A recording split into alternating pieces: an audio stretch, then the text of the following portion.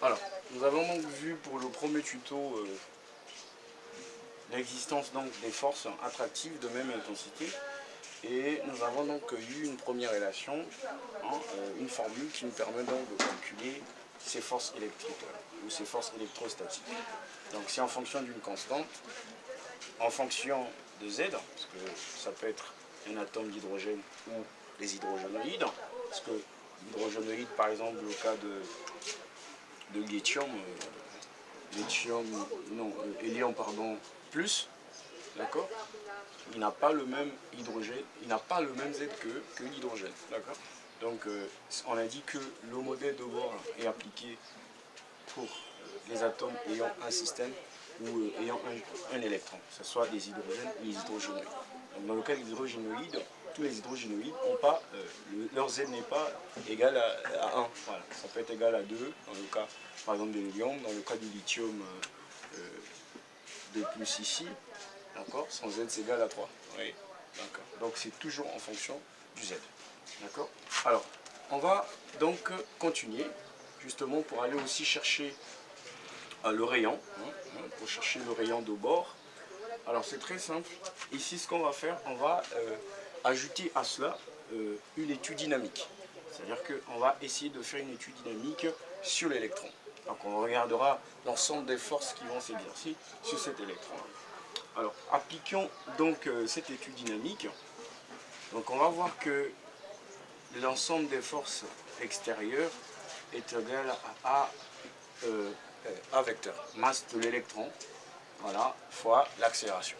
D'accord, fois le vecteur accélération. Alors, nous sommes dans une base de Freinet, donc on a deux vecteurs ici. On a le vecteur tangentiel et le vecteur qui est normal. D'accord. Donc, les forces n'existent que sur l'axe normal. D'accord. Sur l'axe tangentiel, il n'y a pas de force. Donc, on va directement faire une projection suivant l'axe de la normale. Alors, sur la normale, on va donc avoir la force du noyau sur l'électron, parce que c'est ça qu'on veut voir. C'est-à-dire que le noyau exerce sur l'électron une force, et qu'on va appeler que cette force-là va être égale à la force de l'électron sur le noyau. Voilà. Que nous avons appelé ça FE. D'accord. Que nous avons appelé ça par la force électrique. Donc ici, cette force électrique, qui est égale aussi à la force du noyau sur l'électron, parce que c'est ça qui nous intéresse, d'accord. C'est égal à donc à la masse de l'électron fois l'accélération normale. Donc il n'y a plus de vecteur, pardon, parce que nous avons fait une projection suivant l'axe de la normale. Alors, avec l'accélération ici, l'accélération normale, c'est la vitesse au carré sur R. Donc ici, la force électrique est égale donc à la masse de l'électron fois la vitesse au carré sur R. Alors, voilà donc la deuxième relation de la force électrique lorsqu'on fait l'étude dynamique sur l'électron. D'accord. Alors, ces deux formules, c'est toujours la force électrique. Donc, la première force électrique, nous avons trouvé ça en utilisant la loi de Coulomb, puisque c'était des charges en présence. On sait qu'ils vont se ressentir. Et en appliquant donc les lois de Newton, donc en faisant une étude dynamique, on s'aperçoit que la force électrique pourrait donc être exprimée en fonction de la masse de l'élément et en fonction de son accélération. D'accord. Donc, c'est la même force. On peut donc égaliser les deux. Alors, on égalise donc les deux. On a la masse V carré sur R, ce qui est la deuxième relation. La première, c'était E au carré fois Z, sur quoi? Sur R au carré. Alors, là, ça peut se simplifier. Finalement, on va avoir une expression de la vitesse au carré qui va être en fonction de K, E fois Z sur ME fois R. Voilà. Donc, ici, nous avons donc l'expression de la vitesse, d'accord, qui est en fonction de R. Donc n'oubliez pas que ce modèle, comme je vous ai dit à l'entrée, enfin à l'introduction, je voulais dire, que ce modèle aborde des concepts comme le niveau d'énergie, la vitesse de l'électron, la position de l'électron par rapport au noyau qu'on appelait R. Donc ici, le but ici, c'est de trouver finalement la valeur de la vitesse, quelle est la vitesse à laquelle l'électron gravite, et trouver aussi la position de l'électron par rapport au noyau qu'on appelle R. Alors là, ce sont les deux inconnus, et aussi trouver l'énergie de l'électron. Donc, c'est ça le but en fait. Donc, dans ce modèle, on sera appelé à calculer la vitesse de l'électron, vitesse à laquelle l'électron gravite, et la position de l'électron par rapport au noyau qu'on va appeler R, et l'énergie de l'électron.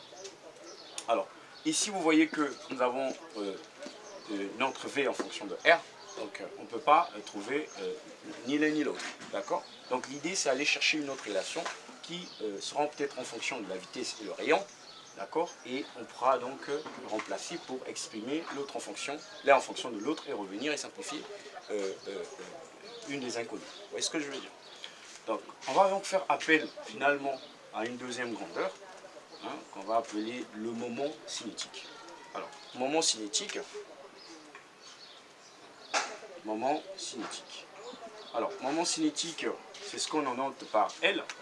Moment cinétique, c'est ce qu'on note par L. C'est toujours par rapport à un centre. Donc, c'est toujours par rapport à un centre. Ici, ça sera le noyau. Donc, le moment cinétique, ici, c'est le produit vectoriel de deux vecteurs. Attention, c'est le produit vectoriel de deux vecteurs. Alors, je vous explique. Le premier vecteur, ça quitte du centre vers un point du cercle. Voilà, la distance entre le centre et le point du cercle, on sait que c'est le vecteur R, forcément. Et le deuxième vecteur est perpendiculaire au premier vecteur qu'on va appeler P, donc quantité de mouvement. Donc L ici sera égal à, puisqu'on a dit c'est le produit vectoriel de deux vecteurs, voilà, donc le premier vecteur ça quitte le centre vers un point du cercle, on a compris c'est le R, et le deuxième il est perpendiculaire au premier vecteur, c'est le P qui est quantité de mouvement. Alors vous savez que avec P ici c'est ME fois la vitesse. Quantité de mouvement, vous avez la notion de quantité, donc la masse fois la vitesse. Donc finalement, je voulais dire, L ici sera donc égal à R, vecteur, ME fois V vecteur. Alors on va prendre ça en module, en valeur absolue, on va enlever des vecteurs.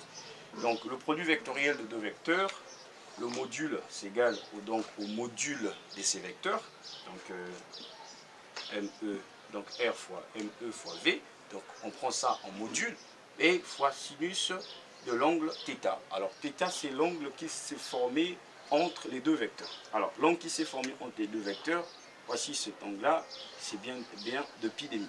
Alors donc sinus de pi demi, donc on sait que θ ici, c'est pi demi.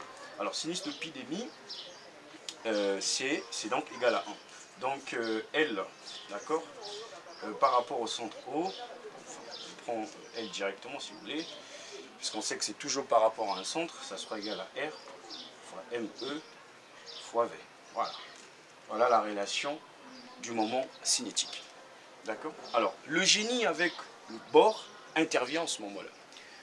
Souvenez-vous que ce qu'on est en train de faire, c'est montrer, et c'est sur le modèle de Bohr. Ce qu'on est en train de faire, c'est le modèle de Bohr. Alors, qu'est-ce que Bohr propose? Pour faire avancer les calculs, donc, tout ça c'est connu, hein, tout ça, le moment cinétique en physique, tout ça, c'était connu à cette époque, donc on pouvait tout faire. Mais pour avancer avec des calculs, alors Bohr, ce qu'il propose, c'est que L est quantifié. Voilà ce qu'il propose. Il propose que la valeur de L est quantifiée. C'est-à-dire que L ne peut pas prendre n'importe quelle valeur. Alors, L est en fonction de N, parce qu'on vous dit qu'une grandeur est quantifiée, c'est lorsqu'elle est en fonction de N. D'accord? C'est-à-dire qu'elle ne peut pas prendre n'importe quelle valeur, juste quelques valeurs, puisqu'elle est en fonction de N. Et N est appartient donc dans l'ensemble N. Vous voyez qu'il y aura juste quelques valeurs en fait de N, quelques valeurs en fait de cette grandeur qui seront permises. Donc le génie avec Bohr, c'est de supposer que L est quantifié. Voilà. Pour faire avancer les calculs. Et selon lui, étant donné que L est quantifié, L donc ne peut pas prendre n'importe quelle valeur, et l'unique valeur, ou les uniques valeurs que L peut prendre vont être en fonction de N, d'accord, fois la constante de Planck sur 2pi. Voilà.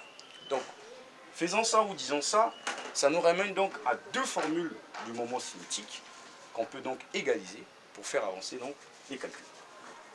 Donc, c'est ce qu'on va essayer de faire. On va donc égaliser les deux. Donc, je vais nettoyer là. Donc, on égalise donc les deux. Vous avez donc, d'une part, L, c'est M fois E fois V. D'autre part, vous avez N fois H sur 2pi.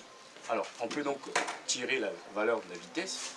Donc, vitesse, c'est finalement N fois H, et sur 2pi